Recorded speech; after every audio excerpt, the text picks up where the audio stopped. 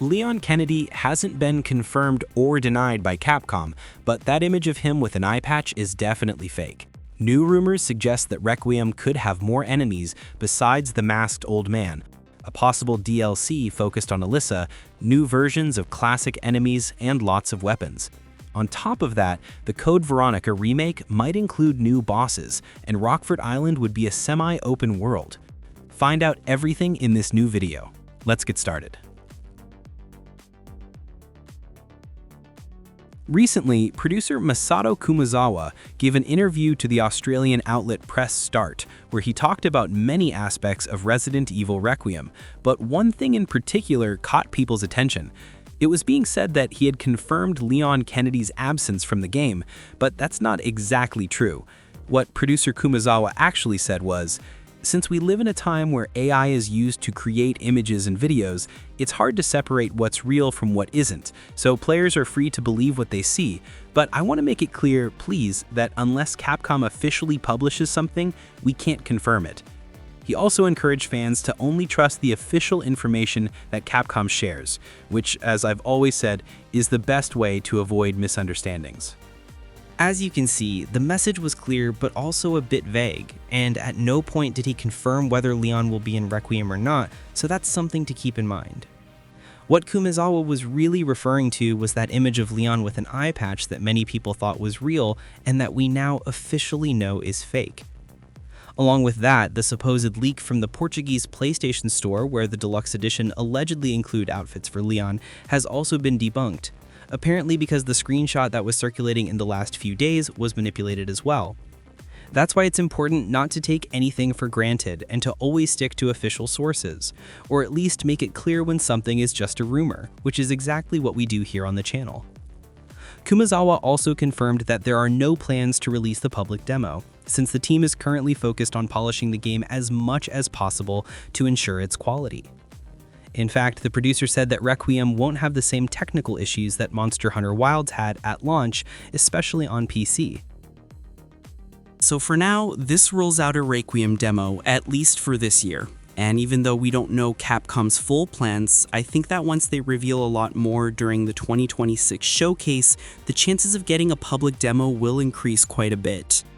The producer also clarified that you don't need to have played the original trilogy or the Outbreak games to understand and enjoy Requiem. He mentioned that Alyssa Ashcroft was included because she was a victim of the raccoon incident and an important part of the series, being one of the characters from the first online titles in the franchise, something they also want to commemorate for the 30th anniversary in 2026. Masato Kumazawa also shared some comments with the outlet Well Played, where he confirmed that Requiem will feature more Outbreak characters besides Alyssa Ashcroft. He said that people shouldn't get their hopes up too much or blow things out of proportion, but he pointed out that it's reasonable to expect other survivors from Raccoon City. And here's the interesting part. We might also see characters from games released before Resident Evil 9.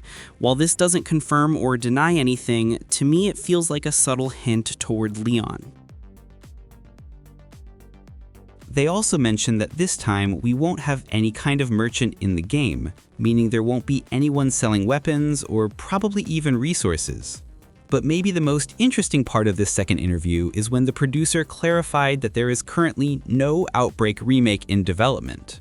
However, he added that if fans truly want it, it could happen someday. Kumazawa said that he would personally like to work on it in the future, but it's not something that's going to happen right now. Still, he encouraged fans to speak up and let Capcom know if they want a new game with the spirit of Outbreak, but built with modern technology. Now it's time for some new and interesting Requiem rumors, once again coming from the well-known Dust Golem. So if you're not a fan of the guy, maybe this info won't matter much to you. But personally, I consider him a reliable source, even if he's not infallible. So let's take a look at what the insider had to say. Golem is standing his ground and once again claimed that Leon Kennedy will be in the game, and that along with Grace, he'll be one of the main protagonists of Resident Evil 9. He reiterated that we'll see a sort of closure or final chapter for Leon, basically the end of the Kennedy trilogy, made up of Resident Evil 2, 4, and now 9. He also said that Leon will have the longest playable sections in the entire series so far, which basically means we'll be playing as Leon Kennedy for a big part of the game. According to these rumors, one of the biggest hints of the Leon presence is the weapon HUD we saw in the demo, which is almost the same one used in the remake of Resident Evil 4. This would suggest that the gameplay will include plenty of action and a good amount of weapons. In fact, remember that back in September of this year, director Nakanishi said that Requiem will feature new weapons and that it will have the largest arsenal in the series so far. Besides Leon and Grace, the insider believes there's a chance we might also play as Alyssa, maybe through flashbacks, similar to the VHS tapes in Resident Evil 7 where we played as Clancy and Mia, only this time with Alyssa. And speaking of her, Golem insisted that he knows there's at least one DLC in active development for Requiem, which could be starring Alyssa herself. Not bad, right? Would you like to see a DLC focused on Alyssa with that Outbreak-style approach? Or would you prefer a story about Chris and his fight against the BSAA? The insider also mentioned that the hooded old man won't be the only villain in this game, and he might not even be the main enemy. So keep an eye on that detail because it opens up a lot of possibilities for Requiem's story and for the future of the series. We continue with rumors from Dusk Golem, this time about the long-awaited Resident Evil Code Veronica remake. According to this report, Capcom won't repeat the mistakes they made with RE3, so this time the remake wouldn't have cuts and will include all the enemies and bosses from the original game, although it's possible that many of them have been almost completely redesigned. It's said that there will be new enemies and sections that will slightly expand the length of this entry, which seems like it will be longer than Village, but a bit shorter than the Resident Evil 4 remake, at least in terms of the main story and key events.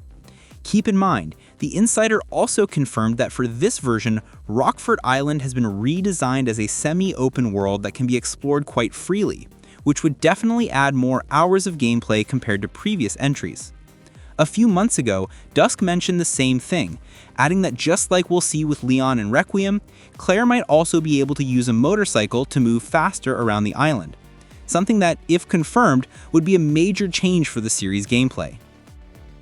Remember, all of this is just rumors and should be treated as such.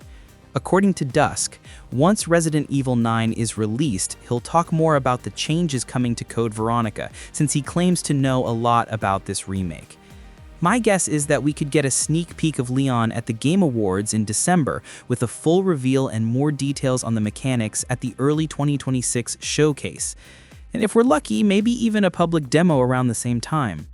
Let me know in the comments what you think about all of this and what you make of the unusual marketing Capcom has given Resident Evil 9. I wanted to let you know that we'll be streaming more games like Resident Evil, Silent Hill, and Zelda, so remember to subscribe to the channel, leave your thoughts, and hit those powerful likes. Thanks for your attention. I'll say goodbye for now, but we'll be back soon with more content. See you all.